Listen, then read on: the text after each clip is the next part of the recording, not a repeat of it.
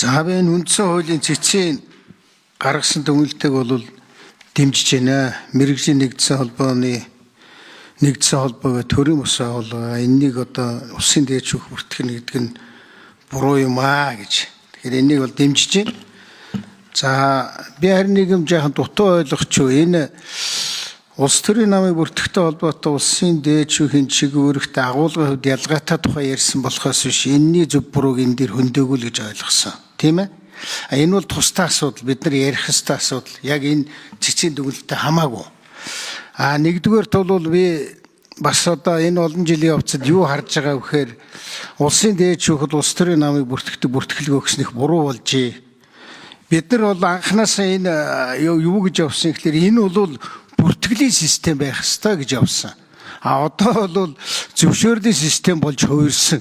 Бараг дарга нь хэн байхыг заах шахуу болдог. За шүүхийнхэн заадгүй мэхэд өөр газраас зааж өгдөг болсон. Тэгээ одоо дүрм журмаа ийм бай, тэрний зөрчсөн байна. Тэгэхдээ биднэрт бас алдаа байгаа шүү. Зөвхөн дээд шүүхт байгаа биш. Тэр нь бидний намын тухай хуулийг их либерал болгомоор байна. Тэр үндсэн хууль дээр заачхад байгаа болдгүй хэдэн зүйлийг л хоригдсон заалтаа тэгээ ерөнхий хууль гаргаж өгмөр байна.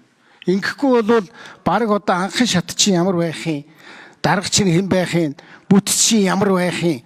Бид нар одоо буцаад ерөөсө коммунист намынхаа бүтцээс салхаа байлаа шүү дээ.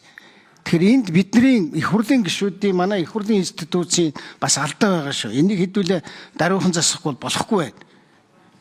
Ер нь бол одоо тэгээд харин нэг юмыг зохицуулах ёстой. Одоо сүүлдээ энэ өмнө байгуулагдсан манад нэг юм юу вэ шүү дээ. Одоо хамгийн номер 1-д Монгол Ардын нам тэгээ ардчс нам гэж явдаг шүү дээ. Энэ намуудын дарааллыг хүртэл шоддог систем рүү орохгүй бол энэ нэрийг худалдаалдаг, наймаалдаг ийм систем одоо та нарт харагдаж байгаа юм шүү дээ. Эсвэл 3 дугаар байранд байгаа нам одоо хичнээн үн хөрчөө та нар харж байгаа шүү дээ.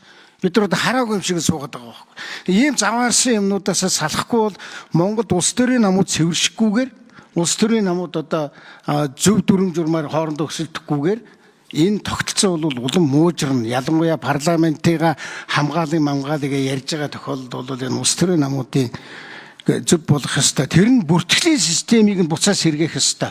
Зөвшөөрлийн системийг бид нар алга болгомоор байна. За ингээд би бол цогтоо дараагийн хэлж байгаатай сайн зориг гишүүн, Гамбат гишүүн бүгдээрээ бид нэг санал нэг юм яриад шүү дээ. Тэгэхээр энэ энэтэй холбоотой асуудал биш шүү дээ. Тэгээ тусдаа хэдүүл энийг өөрчилж сайжруулъя. Шүүхийн хуулийн дээр би анх ярьсан шүү дээ. Одоо салах цаг нь болсон энэ улсын дээд шүүхтэр буруу гэсэн тэгээд яхаа уламжил жаахан дээддэг хүмүүс олон байсан учраас тэгээд дэмжигдээгүй. За янзлээ тэгэх үү. За баярлалаа.